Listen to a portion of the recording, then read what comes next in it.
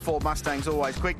Alan Cusso-Belgian Yes, please. in the big Mercury Comet goes from the inside of the fourth row. That'll be fun. I can't wait for him to be out this race. 7th position, Adam Bressington and Mark King, the two teammates towards the back end of the top 10. And Jimmy Richards rounding out that 10th. Fisher and Gomersall, Bowen Johnson down to Hansford and Ben Dunn staying in the bottom of the field here. Tough weekend for Hansford. Well, Ryan actually won't start this race, so that car broke a camshaft yesterday, and they're done. They're dusted. No spare engine, unfortunately, for that camp this weekend. So the multi-spares Tirana is already on its way back to Brisbane. It'll be looked over ahead of the series next round up in Townsville. The first time the category's ever headed to the streets of Reid Park up there in that great city in North Queensland. We'll talk about that later, though. We've got a cracker race on our hands here, and these two guys in the front row always put on a show. Really fast, really committed drivers in two very good, very fast cars. The Vodafone Porsche safety car about to accelerate away from the field.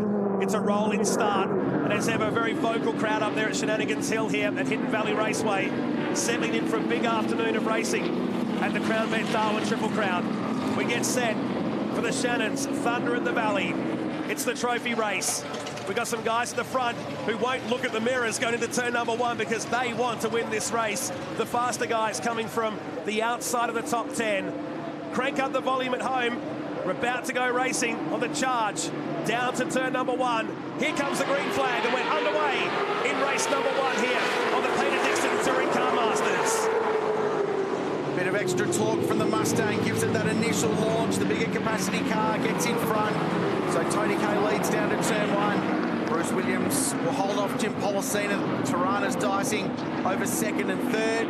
Everyone through cleanly so far, but the real hold your breath moment here at Hidden Valley is this run. 2, 3, 4 and 5. Fast sweepers on cold tyres. Everyone's doing a nice job. There's the Valiant Pacer just looking up the inside. We can get it done. There's Alan Belgian taking up the length of the back straight on his own in that Mercury Comet down to turn 6. So from going fast to a complete stop at this left-hand hairpin, Belgian has to run that line to turn the car around the corner. He runs back there in 8th position. So everybody's nice and safely through this 16-car field on lap 1, down the hill through turn 7. Everyone very gentlemanly so far, aren't they, in this race? It's a 10-lapper, this 2.89 kilometre circuit. Andrew Fisher, who qualified 4th yesterday, and that's where he'll start race 10 in the series a little bit later on this afternoon. Really impressed with the way the Jesus Racing Falcon's going here at Hidden Valley. The development process continues. It just needs some luck. It's been a troublesome year for that team right from Adelaide this year as Tony K leads us through by 0.3 of a second. Bruce Williams is second now in the one of two Tiranas inside the top 4. Oh, look at Tilly in the background. He's struggling to pull the pacer up. Will he make the turn? Only just. Holds on to it. I think he got to a point where he knew he probably wasn't going to stop it, so he backed it in. Belgian's gone. So one massive car got him stopped, the other one didn't. Oh, here we go. Does he catch? There's about 4 different catches. It's a juggling slips catch. Has he got it? Has he got it? Yes. Hands going everywhere in the cockpit. Belgian holds on in the Century Battery sponsored car. That went on forever. It did. It was so cool. The longest spin in history without actually having a full spin. So look at this leading group of cars. So the 2 Tiranas have just come back to the Mustang, but 5.8 litres playing 5 litres.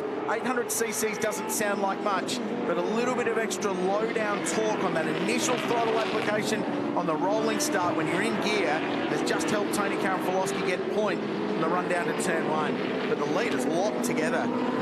Watch Tilly, won't have the straight line speed here in that pacer. Watch the 2 Tiranas, so we settle in to start lap number 3 already. And Tony Karafalowski starting to put a small margin, if you think half a second's a margin. This is the replay from the start, looking down into turn number 1. Live shots in the bottom right-hand corner of your screen. And I'm wondering if they're looking at that just to question whether Tony K maybe went a little bit early. So it's up to the pole sitter to pick the go point as soon as they get the green flag. And I think they're just having a look to see if the yellow Mustang maybe just got on the throttle a bit before the blue Tirana. 50-50 to me, hard to read. This is what happened to Belgian, so I think there might have been a little bit of contact, perhaps the slightest of touch from Mark King in that yellow Camaro just in behind. Just clipping the Virgin Australia sign on the infield. Here's the view from Jason Gomersall, the big mate. Oh, gee. Hang on, next Tirana. So King went down the inside of Gomersall, and if there was a touch, it was just a the lightest of little kisses, but That's all that car needs. It doesn't take long. Something's 87 metres long to spin it around. It's an incredible car. It's going through turn 10 and into the final centre turns, a slalom as we call it here at Hidden Valley Raceway. First four have got a margin, but the fast guys are starting to move their way up. Adam Bressington is up to 6th position now in car 95 ahead of Fisher. John Bowers now in 8th. As here comes the AC Delco Tirana in the slipstream of Tony Karafalowski, pulling out for the move. You've got to be so precise on the run to turn number 1. Tony K makes him work for it. Oh, he squeezed him right down to the white line, and Karafalowski gets unloaded for his efforts. I think he moved across and he kept moving. The Tirana was down the inside. For mine, I think Bruce was there. Yeah, I tend to agree. It just got closer and closer and closer, and it was a curve. Policina now down the inside of Bruce Williams. So the Tirana's squabbling over the lead. It's a 10-car freight train for the point. Tirana's 1 and 2. The pace are holding on. It's amusing watching them come onto the straight because you can almost see it in Cameron Tilley's body language when they get to about, well, second gear and he just goes, oh, there's nothing I can do now. And Woodward hustling up the inside of Fisher. So here's another look, Matt. He just kept coming down the inside or turning that car across in front of the Tirana.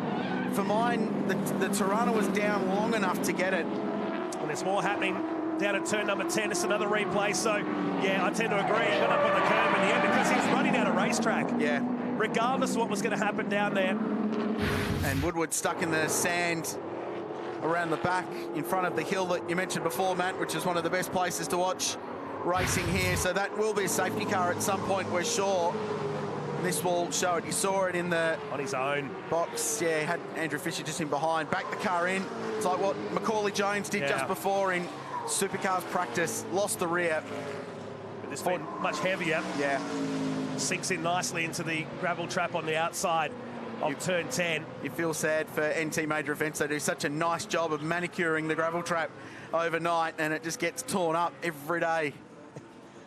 That car stranded. We stay green at the moment as now the safety car boards start waving outside of our commentary box position. Here's the view from turn 7. And classic, you get that car off the line or carry a bit too much speed in, it will bite you hard. On the upside, it shouldn't be a long recovery. They should just be able to drag that car out, get it fired up and drive on. That's its speed. It's running 4th as well in Woodward. Brand new car.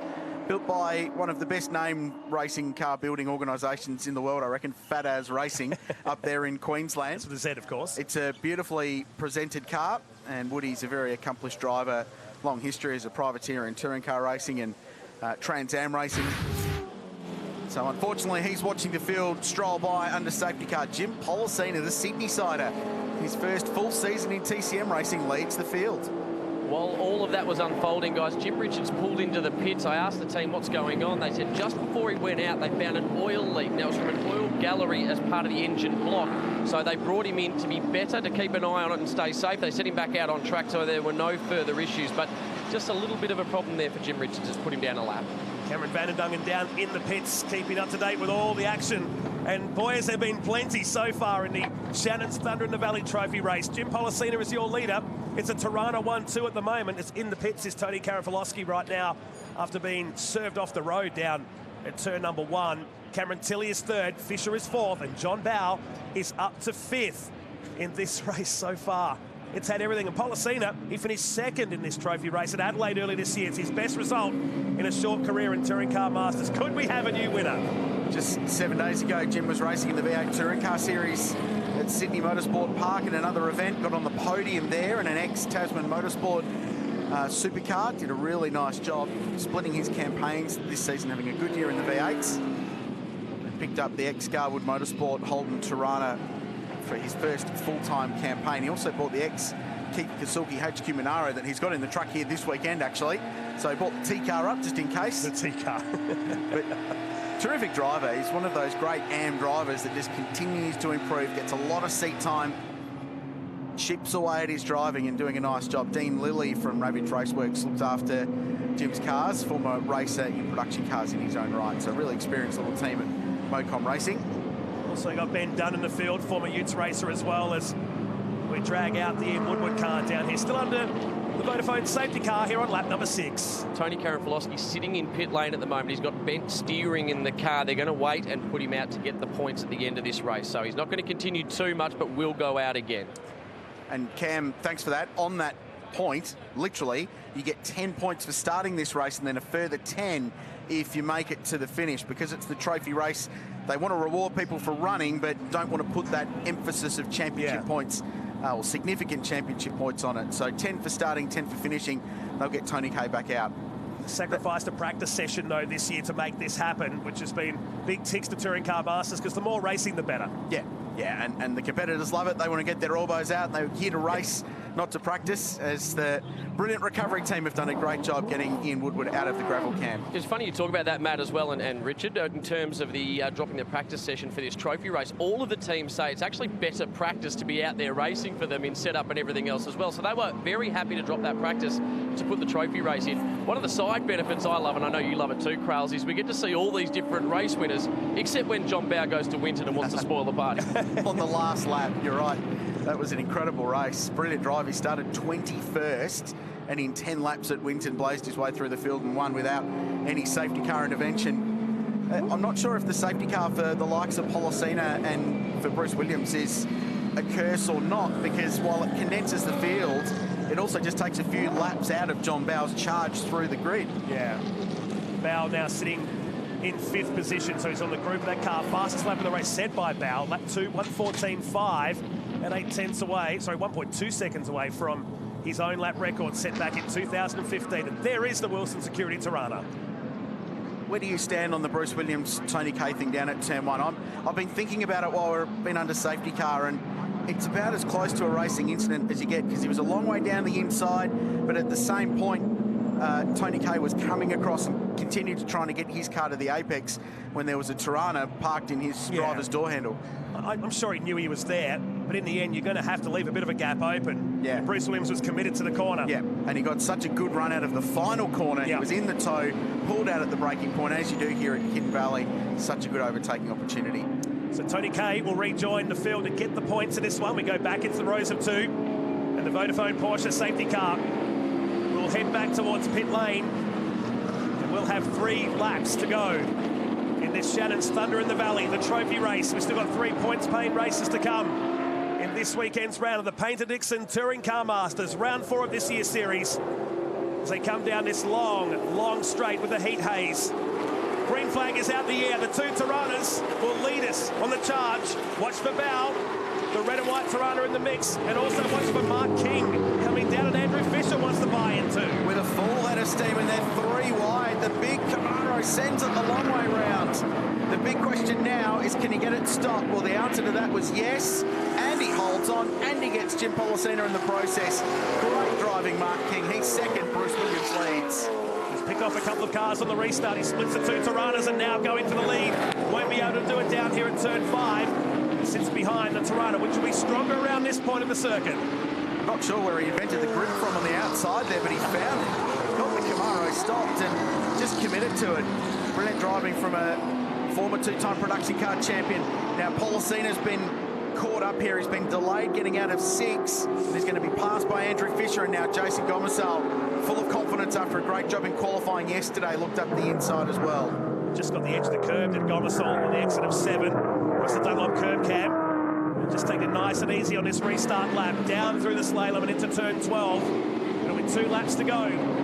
This race, there's Belgian and Mason. We didn't see too much of Cam Mason in this race. Broken axle yesterday, and here's a drag race. Come back to that. The bigger engine in the Camaro, more torque, more horsepower, just sees it right in a straight line. There was just 3/10 between them as they crossed the line. So if that's a setup for the finish, it's like the Indy 500, mate. You set yourself up on the back straight to get the run out of 3 and 4 and drag race to the line. Leo Tobin went for 2 passes and then slowed up all of a sudden in the 46, allowing Belgian to make up a spot. That's a battle for the bottom end of the top 10 as we go back to the leaders. And Mark King now leads the Tirana of Bruce Williams. Andrew Fisher is running 3rd. Gomersal and Polosina back in 4th and 5th. 4 different leaders in 9 laps of racing. Awesome stuff. Bow now on Polosina. I'm going to tell you about Cameron Mason, one of those great backyard engineering stories. They broke an axle in that car and didn't have a spare with them here in the Northern Territory. So they borrowed one from Stephen Johnson's team, didn't quite fit. They borrowed some extra bits from Cameron Tilley's Valiant Pacer team, went to a local mechanical shop overnight, botched it together, got it in the car. This is a big test session. Seems to be working. Cameron, an Novocastrian, is up to 11th place and going well. So well done to that team and everyone else for contributing and getting them back on the racetrack. See, that's how you go motor racing. Working late into the night Friday, going to mechanical workshops around here to find the parts you need to get the win in the Peter Dixon Touring Car Masters. We are on the final lap of the Shannon's Thunder in the Valley race, the trophy race. It's had everything today. Smoke from one of the cars further back, looked like Ben Dunn's Chevy Monza that went past us with smoke billowing out the back of the former Utes racer entry as Mark King set sail for turn number 5. The last of his 2 Touring Car Masters race victories came at Hidden Valley in 2014. So he's had priors at this location. The gap 7/10 to Bruce Williams, who's driven brilliantly. Ben Dunn, unfortunately, doesn't look like he's going to make the finish. Smoke pouring from the Chevy Monza. So Bruce has thrown everything he could at this motor race. He just got gobbled up by that brilliant restart for the Queenslander at the King Springs Camaro. Bob and Sharon Middleton's White Line Racing team has already won twice this year in the hands of Adam Bressington. This time it looks like it's going to be Mark King who gets to the line first. Be his 3rd race win in Touring Car Masters, his 2nd here in the top end. Bruce Williams will throw everything he can at it, Matt, but the Camaro should get home first. And he'll do this by the length of a car. And Mark King, best result of the year for him, picks up the trophy race. Same too for Bruce Williams. That's his best result of the season in the AC Delco Tirana. Fisher got home for 3rd position by just over 1/10 of a second from Gomersall, Bow and Bressington in an absolute thriller here in the Valley. It was Bob Middleton, multiple Australian Super Truck Racing champion and a champion in stock car racing on the Thunderdome back in the day as well. They're so passionate about this little race team. They run out of Adelaide's northern suburbs. And a brilliant drive for Mark King, who mucks in with the team, works on the car, helps with the setup and the repairs if there are any. That's his 3rd TCM race victory, his 1st for the season and 2nd at Hidden Valley.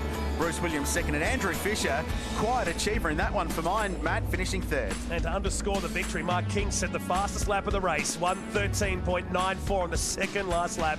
Gomersall for 4th, John Bow in 5th, over the pace to Alan Bowden, who had that wild spin early in the race. Jim Richards 14th, and unfortunately for Tony Kay, he was your leader early in the race.